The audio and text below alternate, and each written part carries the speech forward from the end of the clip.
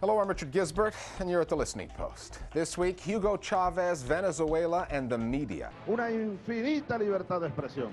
The never-ending story. Exiled journalists. I miss my family, I miss my friends. They fled for their lives, but continue to report on life back home. The Dutch reporter who's taking the Kremlin to court over human rights in Georgia. And China bailing out the American economy in our web video of the week. We give you all the cash you need. Venezuela's president, Hugo Chavez, is like catnip for the international media. He's kept the South American country on the global news radar ever since coming to power in 1999. Now, in his third term, Chavez took aim at his own country's media recently, particularly privately owned outlets, through a new media crimes law. The wording of the proposed law was tough, so tough that the legislature, controlled by Chavez's own party, threw the law out. However, President Chavez, who controls state-run media, has some legitimate beefs with privately owned media outlets in Venezuela. Some of them openly backed a coup attempt against him in 2002. Others routinely broadcast and publish diatribes against the president that would not be allowed in many countries. Our starting point this week, the news divide that has Venezuelans living in two distinctly different political worlds, depending on what media they're watching, listening to, or reading.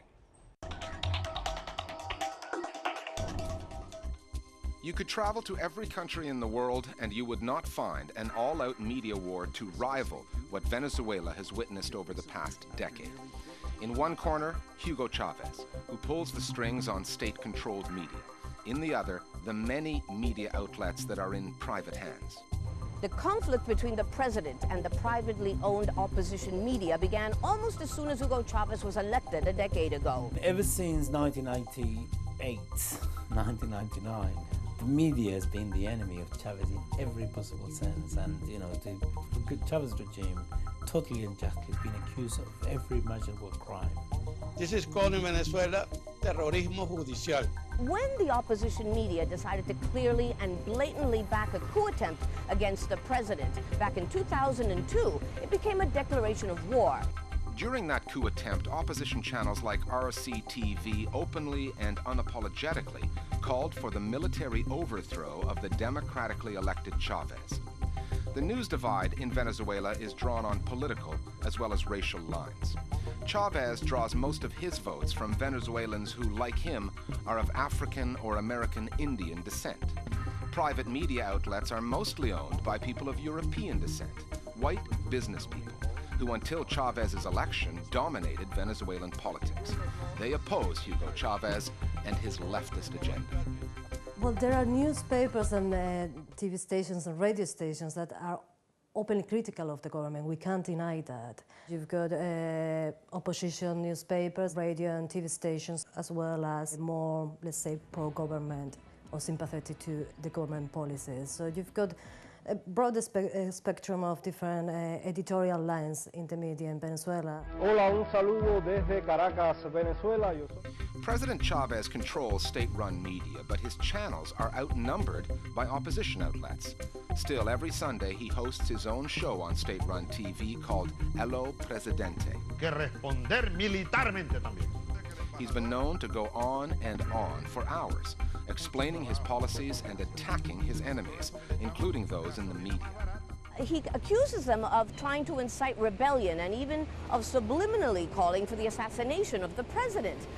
But the truth is that there is no such thing as an impartial television or newspaper in this country. The media is really a reflection of the political reality of this country, and that is a country that is polarized to the extreme. As the international media reported this month, the Chavez government launched a two-prong attack against private media. It is being called a major assault on free speech. The opposition says the move is an attack on freedom of expression in Venezuela. It terminated the licenses of 34 radio stations that it said failed to meet the terms of those licenses.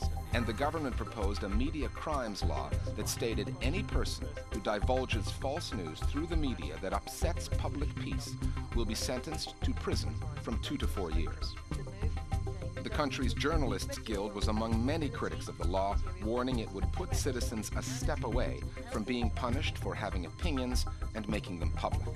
The National Assembly threw the law out before it even came to a vote. The pro-government National Assembly decided to shelve the media crimes law because it went really beyond what even Chavez supporters consider acceptable.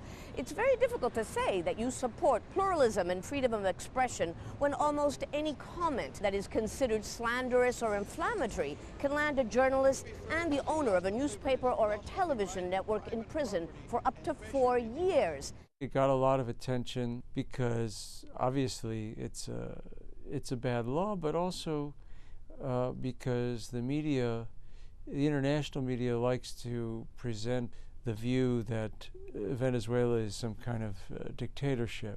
Fred, what happens to that country if these constitutional changes are approved? Well, he becomes a dictator. He can declare an emergency whenever he wants. So even though this law really never had a chance of passing, it was treated by the press as though this is really the state of media in Venezuela. The Venezuelan media space is vibrant and still overloaded with opposition voices. RCTV, the quasi-official channel of the 2002 coup, lost its broadcast license in 2007, but still reaches large audiences through cable, satellite, and online. Hugo Chavez is often described in the international media as a dictator. But what kind of dictator wins 3 free and fair elections, allows his media crimes law to die in a legislature, and permits a channel like RCTV to stay in business? If, as the international media report, Chavez is a dictator, he's not very good at it. Venezuela, donde funciona plenamente una amplia y profunda democracia. Una infinita libertad de expresión. That's kind of standard for the media coverage of Venezuela. If you actually go there, you'll find that the media is much more oppositional and much more extreme, even a lot of it, than anything you can find in the United States. There is no possibility that any outfit in the United States, any media outfit, is going to be able to get away with what the Venezuelan media outfits are able to get away with. But this would not be the first time that American and international media have echoed Washington's view of a foreign leader America doesn't like. Of course, when the United States is trying to get rid of a government or destabilize it, they always try to say that it's not a democracy and that they're supporting democracy. This is standard. Well, I'm concerned about Iran. I think everybody is and should be. So it doesn't matter whether the government is a theocracy like Iran or a dictatorship like Iraq was under Saddam Hussein, or a democracy like Venezuela. And you know, not coincidentally, all 3 of the states that I mentioned are major oil producers. And the major news producers, the mainstream Western media, are there to tell the story, while inside Venezuela, the full-blooded, uncivil media war goes on and on and on and on and on. Here's how our Global Village voices see the media in Venezuela.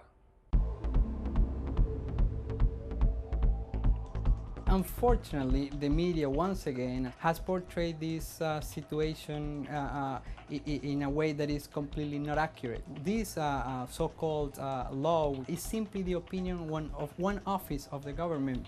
Anyone who's ever had the misfortune to be subjected to the relentless propaganda of the Venezuelan private media will understand what the problem is here.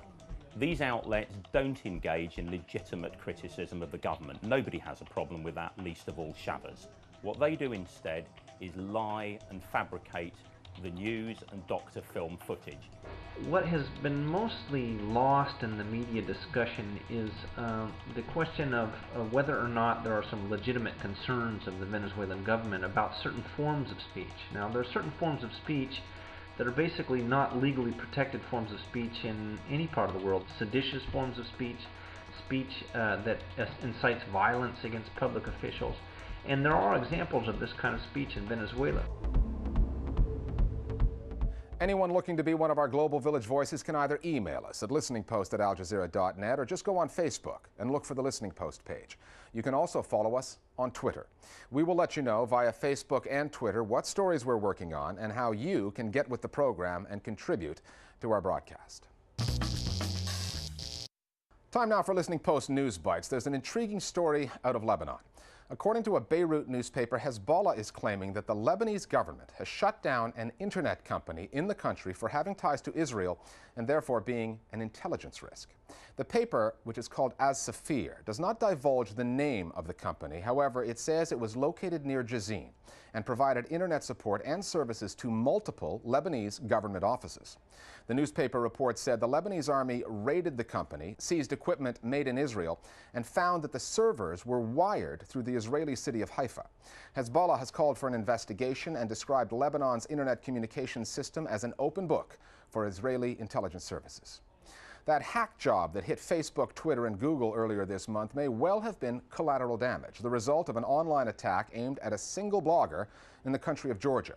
The blogger writes under the name of Sukhumi and is a prolific critic of the Kremlin and Russia's military involvement in South Ossetia last year. Sukhumi has written that his inbox was bombarded with spam emails and that false emails were also sent out in his name inviting people to go to his website. And the resulting deluge crippled the site and also froze Twitter and Facebook for hours. The theory is whoever went after Sukhumi timed their attack for just prior to the anniversary of the war in South Ossetia to prevent him writing about it. Still with Georgia, a television reporter from the Netherlands says he's taking the Kremlin to the European Court of Human Rights over last year's war. Yaron Ackermans is adding his name to a case brought by Georgians over a Russian attack on the city of Gori. Georgians were killed in the attack, so was Ackermans' cameraman, Stan Storymans. The network the two journalists were working for, RTL, has reported that in the attack on Gori, the Russian military used cluster bombs, which under international law are illegal. The president of the West African country of Gambia, Yahya Jammeh, has made it known that he has little tolerance for independent media. Now a court there is sending 6 journalists to prison for criticizing the president. The journalists worked for 2 independent newspapers, The Point and Foroya, and were charged over an article relating to the murder of a journalist in 2004, a case which remains unsolved. In a television interview last month, President Jammeh threatened journalists hiding behind what he described as so-called press freedoms, and he called journalists rat pieces. The New York-based Committee to Protect Journalists says the arrests have nailed the coffin shut for press freedoms in Gambia. Film festivals can be fun, but they're difficult and expensive to get to. The New York Film Academy and a British site, putiton.com, have come up with an innovative idea. They've joined forces to create the world's first online film festival. The organizers say the objective is to present cinema art in an easily accessible form so that new talent can reach wider audiences. Sounds like an interesting idea, but the online film festival might lack some of the glitz and glamour of the real thing. Back after the break with a report on journalists in exile, still working the story and reporting back to their own people.